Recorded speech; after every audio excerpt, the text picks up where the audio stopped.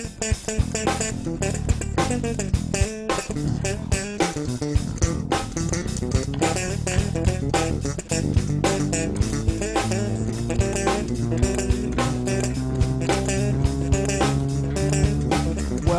what I'm going to show the basses of the planet who are playing the electric fretless bass is the technique that was invented in 1870 by a professor at the University of Prague named Joseph Harveys, and how they can use this as a guideline to play the fretless bass instrument. It's a guideline because every note on this instrument has a designated finger that belongs on that note and an alternate fingering. So I can start now if you like. Rock on. Okay, basically we use for the first note on the G string, A flat is with the first finger, A is with the second, B flat is played with the fourth finger with the third to assist it. B. Did you play last night at Birds? No, at the Dirty Dog. I'm here. I'm talking to my guests. Good morning again, and welcome to the Brenda Perryman Show. And I am here with an extraordinary bassist and an extraordinary man, Mr. Ralph Armstrong. Good morning. Good morning, Detroit. How are you? I'm blessed, I'm not stressed, and I'm not in no mess. Oh, goodness, for once. Anyway, I'm kidding. Now, Ralph, you're performing at the Dirty Dog this weekend. Yes, I am. I'm at the Dirty Dog. Actually, we started Wednesday, the 16th. I was there last night. I'm going to be there tonight, Friday the 18th, and Saturday the 19th.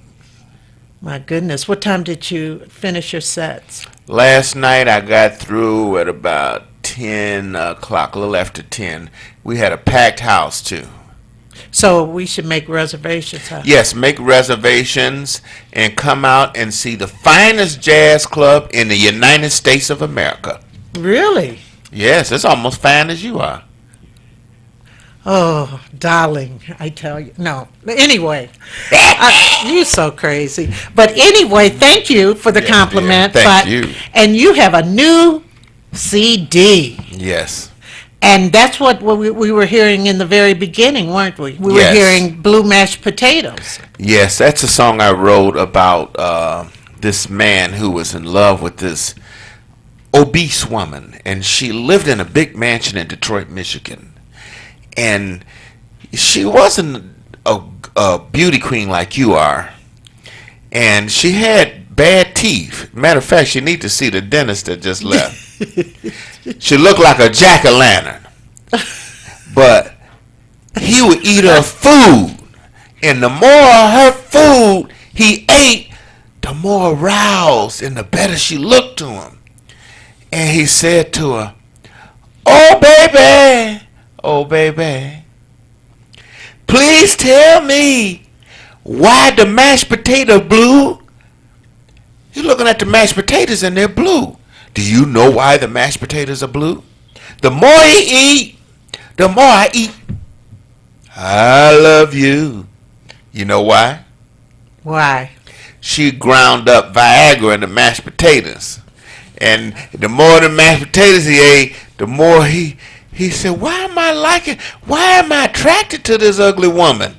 And it was in the food. Wow. The blue mashed potatoes. That's right. Now, I hope people may get some ideas. I'm not going over their house to eat. People might get some ideas. Now, Ralph. Yes, dear. What has your last, let's take 4 months look like? Where have you been? What have you been doing? Oh, God. The last 4 months, I've been teaching at Cass Tech High School, which is great. That's where I went to school. And I was in Brazil with James Carter. I was in Sao Paulo and Sao Pedro, Brazil. And I was there, and let's see, before that, man, I've been all over the doggone place. Didn't you do Germany. Aretha Franklin's concert? Yes, I was in, thank you. I was in Nashville with Aretha. We played Nashville, and we played the Historical Museum in Chicago with Aretha. Okay. So I've been busy, and I've been writing my own music, and I've been working with the great guitarist Larry Coryell, who's on my CD, and Alphonse Mouzon.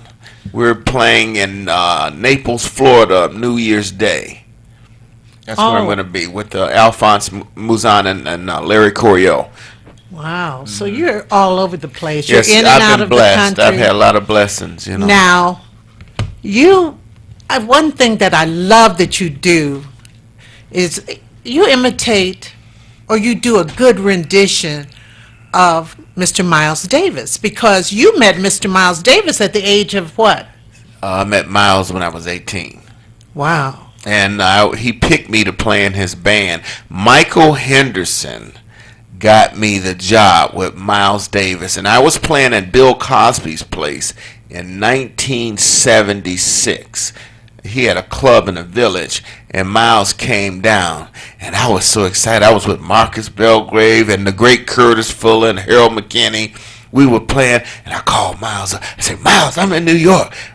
Man, you coming down? I'll be through. I'm gonna see you, fat boy. And Miles came down.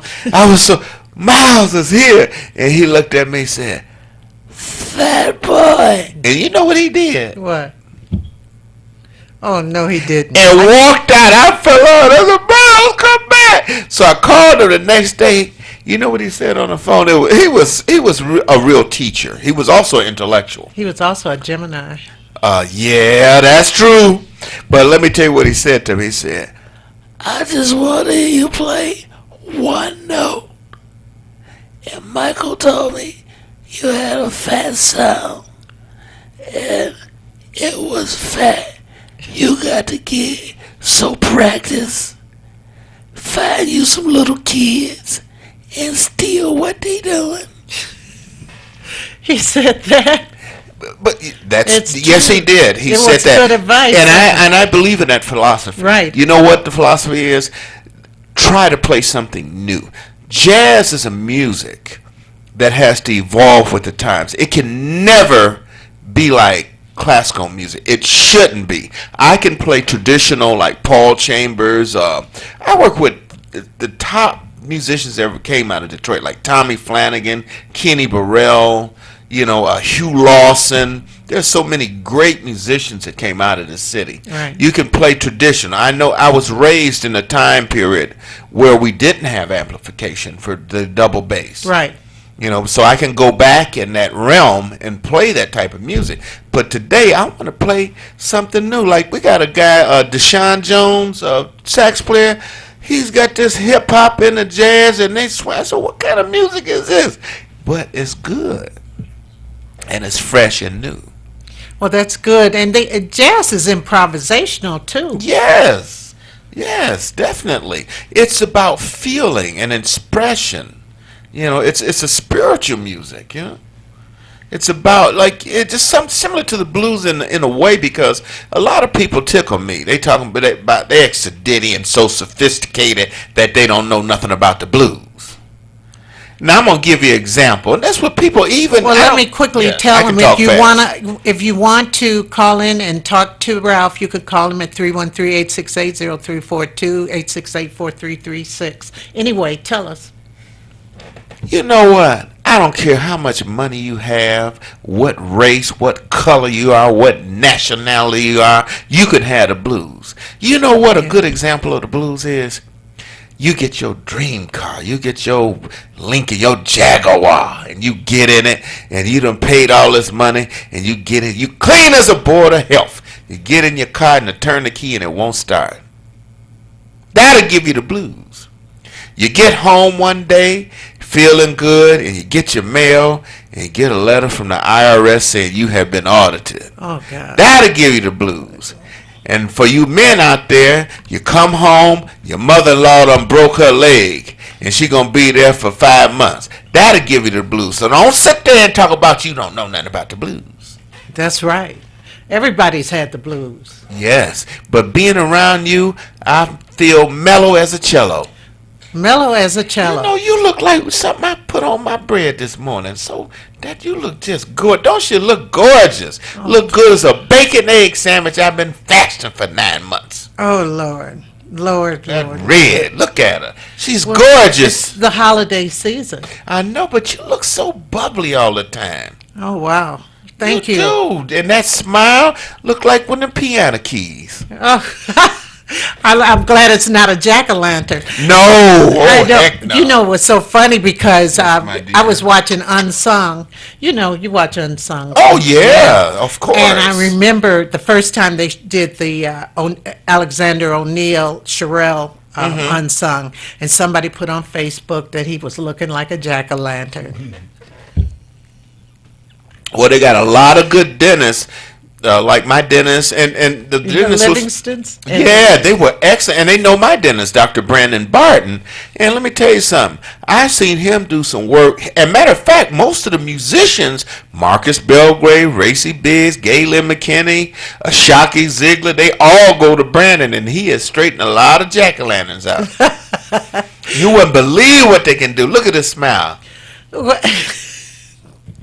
Okay, so tell us about the young people that you're tutoring at Cass or teaching, because it's so wonderful when our professionals can go back into the classroom and work with the kids, and you watch these kids progress. How does it feel? You know what? The other day, I was at Cass, and it almost brought tears to my eyes to see this program, this school come back. Bryant McGee, who's in charge of the music department pretty much, he has the concert band and the jazz ensemble. He has brought this back, the integrity, Good. the discipline, the structure of this program is back. Those kids were playing a McCoy Tyner piece, and Wendell Harrison came down. Also, this young man is playing with me. He's produced Jay-Z, Beyonce, Ariana, Carlos McKinney went to Cass. He came down. It's on my Facebook page. We were all there working with the students. And you know what? We have wonderful young people, and they're talented. And what we're showing them is right from wrong, how to be good citizens, and they want to play. They're like sponges. They want to do something. And I'm going to tell you one doggone thing. None of my kids will be on the news for doing something stupid. Right. Because they want to be something. I got one of my students, John Hall, is at Virginia Tech. He came in. They all come back to Cass. I was so proud of him. You know, stand up, a good young man, clean cut, you know, intellectual. We're teaching them how to become intellectuals. That's wonderful. Yes. That is wonderful. And I think about James Carter. When he plays, he has so much energy. So much energy. He's on my CD. Right? But it's just wonderful to see him. And, you know, I know Teddy Harris Jr. very well. Yes. I taught his daughters. He and gave me my everything. first recording session. Did he? At the age of 13, my mama used to drop me around the corner On John Yep. Uh-huh. And he would take me around, and I sure miss Martha. She was like my Martha, godmother. oh my God, Martha Hall Harris. Yeah, she was wonderful. She's the first person who put me on stage to do poetry. Wow. She's the first one. She was just a wonderful human being. But see, you have to give something back. This is how I came up. I came up with Harold McKinney teaching me, Ray McKinney, Ali Jackson, and it's passed on, Marcus Belgrave. And what we're doing, and Wendell Harrison, we're putting this back. And guess what? We got a whole nother generation of great young people that can play. They coming out like roaches in Detroit. There's something in the water or something here. I'm serious. We have more Okay, musicians. what would you Yes, dear. advise a parent who has a child who's kind of musically inclined, but they don't offer music in their school? Let's say if this child is in middle school. What I would do, I would contact Wayne State University or Wendell Harrison at Rebirth and get with Wendell and Pam, or call the Musicians Union for Wendell Harrison at Rebirth, and he teaches a lot of young kids. Also, if you contact him, Kinsey does too. yeah. Al, Oh, well, I was Al. getting to Al now. Yeah. Oh, Al is wonderful. Matter of fact, he's in our union building. Right. Al is just wonderful with his In Accord. in accord, right? Hmm. I know all So about I know you hip, baby. Oh, well. Listen, where can we get your CD? Right now, you can get it on iTunes, CD Baby, Amazon, Spotify, and soon to be on the Detroit Music Factory label. My last CD was on Detroit Music Factory. Also, I want to say a little bit about this real quick. Please. Very, very, very quick. This CD is dedicated to Detroit. It's called Detroit Rising. I have on here the great Larry Coryell, Alphonse Mouzon, James Carter, Johnny Trudell, Galen McKinney, Zion Israel, Reggie Wooten from Nashville, and also he flew in. I got corporate sponsorship for this CD. Wow. This I couldn't afford to do this thing. It cost. I would have had to take all my money out of 401k to do this. I had Guy Pratt of Pink Floyd come in. Really? Also, Kern Brantley is I on know here from who Lady he Gaga. is. Right. And he's a Detroit icon. And it's about Detroit, and it's about 1941. It's a tribute to the workers in the factory. Lynch Road. That's right. Who saved the free world by mass producing weaponry. We saved Russia. We saved so many, the Philippines, and it came from the hard work of the people in Detroit in 1941. And this city has never been recognized by the United States of America for the effort they put in mass producing, working 12, 14-hour shifts. Right. Jefferson Avenue That's struck. right. That's right, baby. Right. And Guy Greektown. Pratt, right? Guy Pratt wrote a song called Greektown. Greektown. And he loved Detroit. Oh man, Governor, I'm going down to the Motown. I get an Uber car. I'm going here. We just had a ball. We went to the Jocelyn Museum on Belle Isle. Really? We went all over. Just had a Wow. ball. You know, and he said so many wonderful things about the city. So, Dirty Dog. You're at the Dirty Dog now. 6:30 and 9 tonight. Okay, 6. And what about tomorrow? Same time, 6:30 and 9 o'clock. And we've got Grammy award-winning pianist from Castech, Detroit. I told him to loan me some money last night. I know he got $50,000 in his pocket. Carlos McKinney. And let me tell you about this young Tell me Detroiter. quick. He's got his own water company. Really? Alkaline water, and he sells it in a small bottle. He's doing so well. I'm so proud of him. Castech. Well, I'm so proud of you. Detroit is proud of you. Take care of yourself. Thank you, darling. I will see you soon, and we will have Tia Mowry's interview on just prior to Table Talk. So stay tuned for Table Talk. We have some great topics for you. Oh, Lord. See you in a few minutes.